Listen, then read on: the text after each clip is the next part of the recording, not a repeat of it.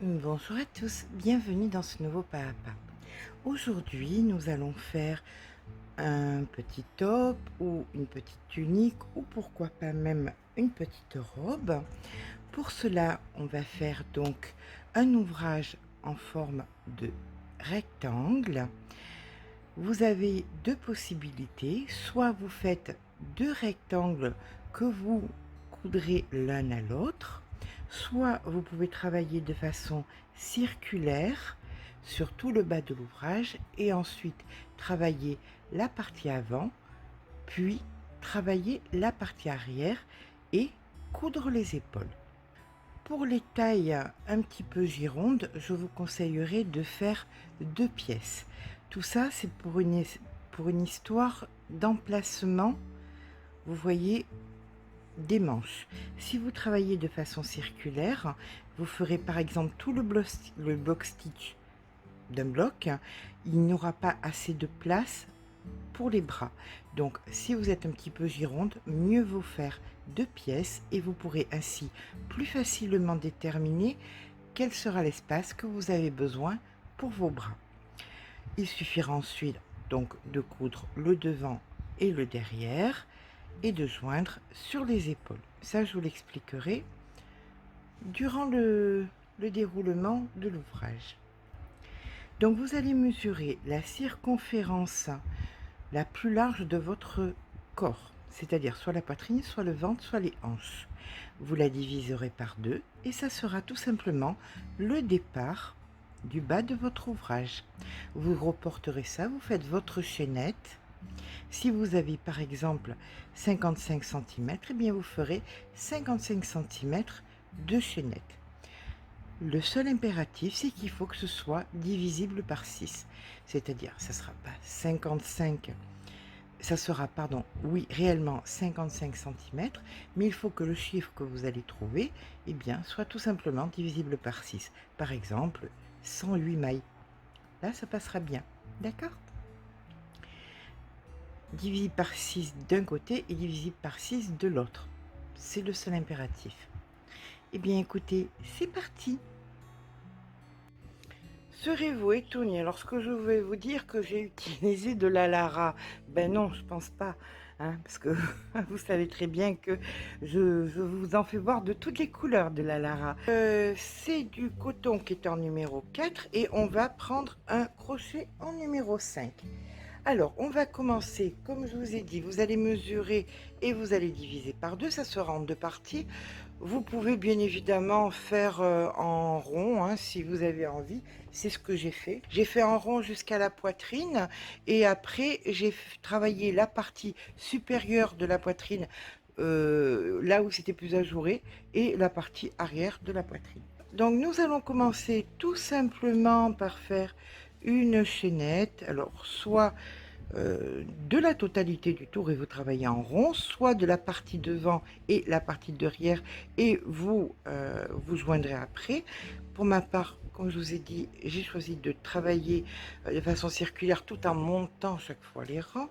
Donc on fait notre chaînette qui doit être un multiple de 6. D'accord? Alors, bien évidemment, quand vous faites la circonférence, vous rajoutez, hein, vous ne faites pas ça, bien évidemment, vous le verrez bien, il ne faut pas que ce soit collé. Donc, vous rajoutez quelques centimètres pour que ce soit assez ample pour que vous vous sentiez à l'aise. Allez, on fait la chaînette et on se retrouve.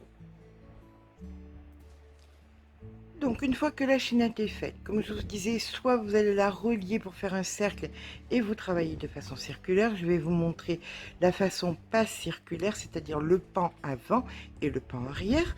Là, on va venir faire dans la troisième une bride et on va faire tout le long du rang des brides. On a dit un multiple de 6, hein, rappelez-vous. D'accord? Allez, on se retrouve une fois qu'on a fini notre rang de brides. Comme c'est du block stitch, une fois que notre rang est terminé, on fait une maille en l'air. On vient tourner le travail. Dans la première, on vient faire une maille serrée, deux mailles en l'air. On passe donc la première 2, 3, hop, après la troisième, une maille serrée, 2 mailles en l'air, 1, 2, 3, hop, une maille serrée, 2 mailles en l'air, et on fait ça jusqu'à la fin du rang. Donc une fois que nous avons fait tous nos petits arceaux, on fait 1, 2, 3 mailles en l'air, on tourne le travail et on vient faire maintenant 3 brides par arceau. Donc 1, 2, 3, 1,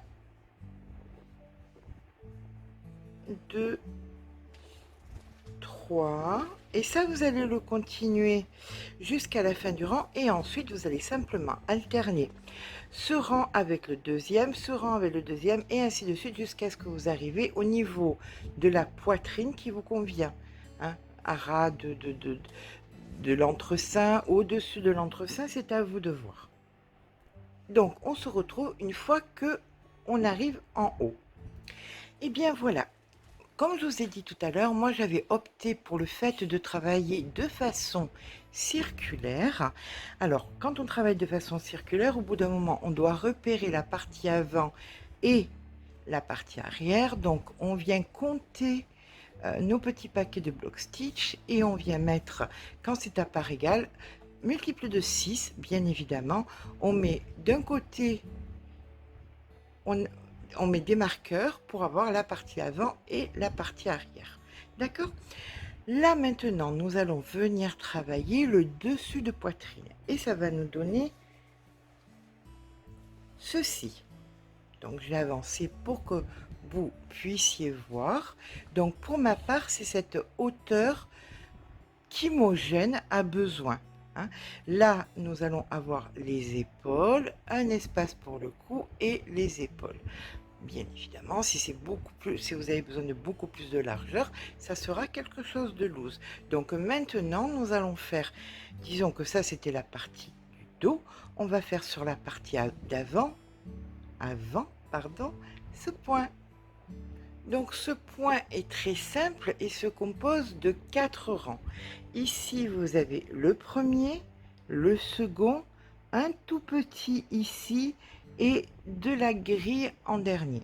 Alors, ça, vu que c'est l'arrière, je viens me positionner maintenant sur l'avant. Et vous, si vous avez travaillé les deux parties de façon indépendante, eh bien, vous prenez votre première partie et votre seconde partie et on vient se positionner au même endroit.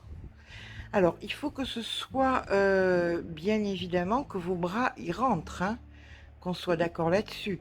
Donc, si vous n'êtes pas sûr ou si la partie de la poitrine, si vous voulez vraiment que ce soit très court, ça, d'accord, que cette partie soit très courte, qu'il y en ait très peu du cou au-dessus des seins, ne travaillez pas de façon circulaire parce que vous allez avoir besoin d'une échancrure beaucoup plus grande.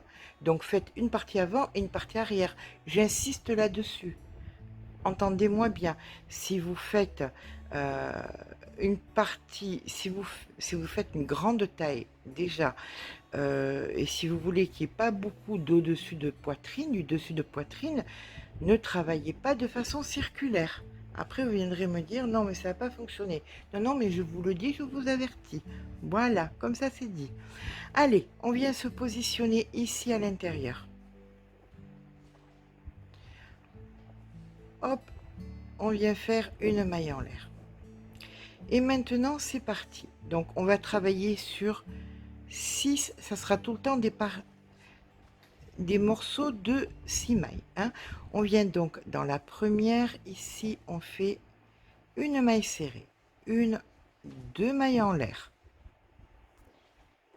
Entre les deux, on vient faire une bride, 2 mailles en l'air, une bride, 2 mailles en l'air, et on vient entre les deux ici faire une maille serrée. On répète ce motif, 2 mailles en l'air, entre les deux une bride, 2 mailles en l'air, une bride, 2 mailles en l'air, entre les deux une maille serrée. On répète ça jusqu'à la fin du rang. Voilà, nous arrivons donc en fin de rang. On vient faire ici nos 2 mailles en l'air et ici on vient faire notre maille serrée. 2 mailles en l'air. On tourne le travail. On vient faire une bride ici à l'intérieur. Et maintenant, on fait 2 brides qu'on ne finit pas. Alors, la première, la seconde, ici, hein, dans le V. On ferme. On fait un jeté. 2 mailles en l'air. On recommence. 2 brides qu'on ne finit pas. Une première, une seconde, un jeté, 2 mailles en l'air. On fait une troisième fois, 2 brides qu'on ne finit pas, une première, une deuxième, un jeté et une maille en l'air. Voilà ce que nous avons. Et maintenant, on va venir dans le V d'après faire exactement le même motif. 2 brides qu'on ne finit pas, séparées de 2 mailles en l'air, 2 brides qu'on ne finit pas. On fait un jeté séparé de 2 mailles en l'air, 2 brides qu'on ne finit pas. Un jeté séparé d'une maille en l'air et on fait la même chose dans le V suivant et on continue jusqu'à la fin du rang. Lorsque nous arrivons à la fin du rang, on fait une maille en l'air et ici on vient ici on fait une double bride. 1 et 2. Voilà, comme ça on rattrape la hauteur. On vient faire une maille en l'air, on tourne le travail. Ici, nous faisons une maille serrée, une maille en l'air. Et là, dans tous les espaces que nous allons rencontrer, on va faire une maille serrée. Donc, une maille serrée suivie d'une maille en l'air.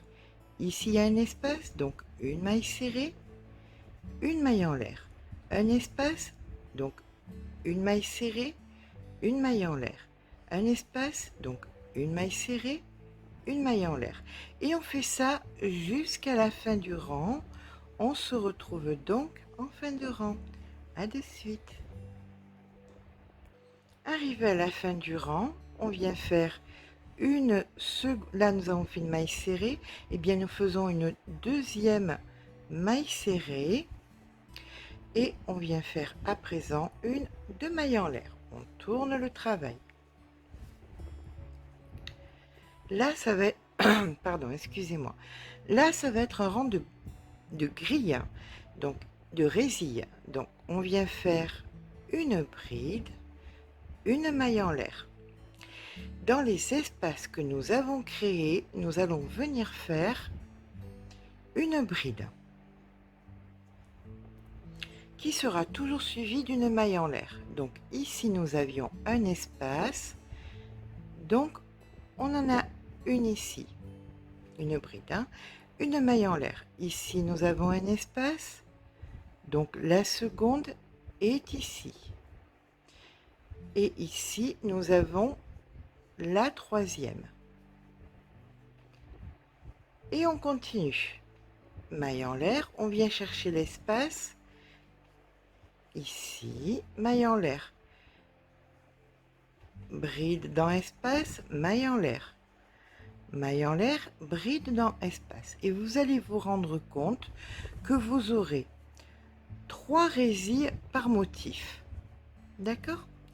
Bien, écoutez, on se retrouve à la fin du rang quand on aura rempli toutes nos petites, tous nos petits espaces de brides suivis de mailles en l'air.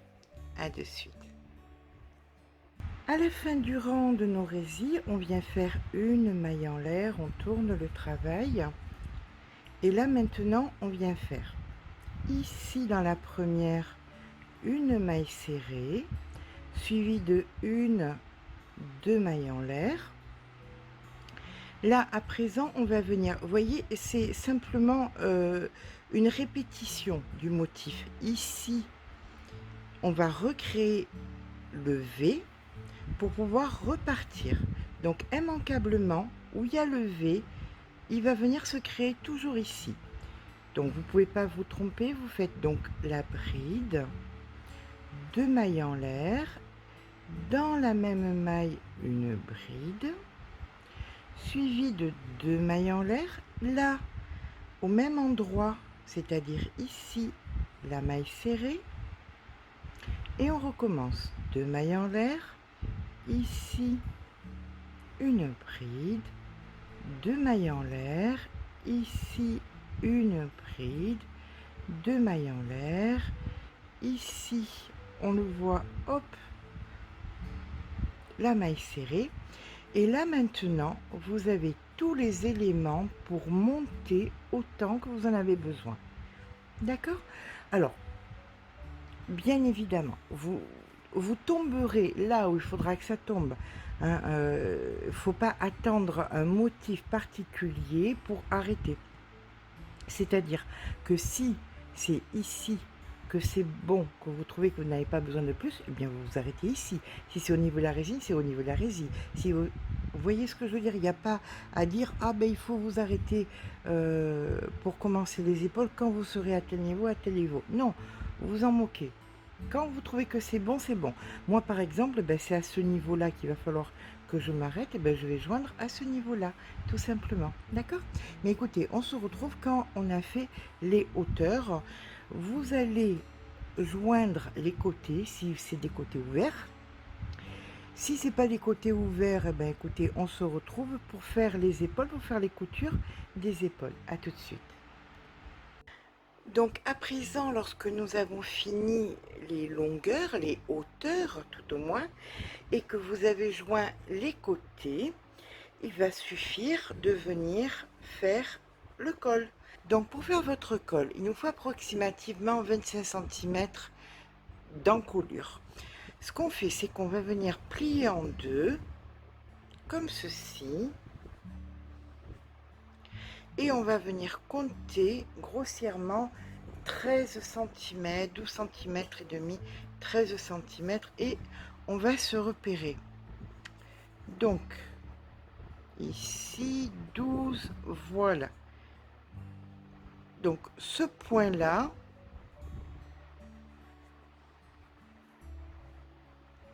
pour ma part, ce point là, parce que vous, je ne sais pas comment vous allez être à hauteur, d'accord?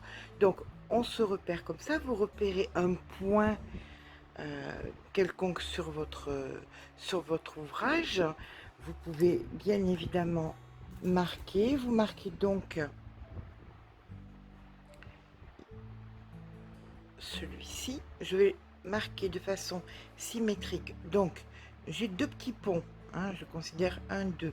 Je vais de l'autre côté, j'ai deux petits ponts, donc c'est lui. Ici, voilà. Je viens chercher derrière, pareil, mes deux petits ponts. Donc un, deux, je marque ici.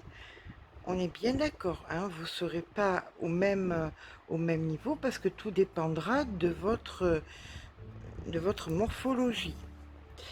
Donc on marque deux petits ponts ici, on marque.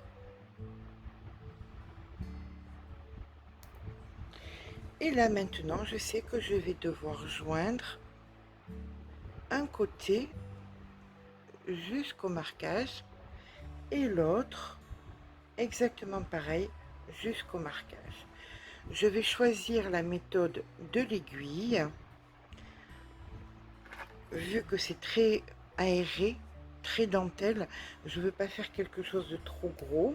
Vous voyez, là on se place ici, là on se place là, bien évidemment, le vêtement sera retourné par la suite, donc on verra plus la couture.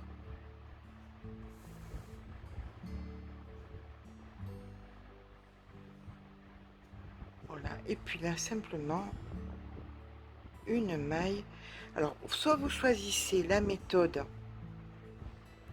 des mailles arrière, c'est-à-dire que là, vous prenez derrière et ici derrière, en vous repérant bien que vous êtes exactement au même endroit, comme ceci. Et après, vous faites tout simplement un nœud, hein, vous joignez grâce à un nœud. D'accord? Comme ceci. Hop, c'est pareil que pour un granit. Voilà. Et bien voilà, on a fini donc la couture des épaules. Je vais vous mettre une petite photo. Alors, pour le bas, moi j'ai décidé de le laisser comme ça pour donner un petit côté un petit peu moderne.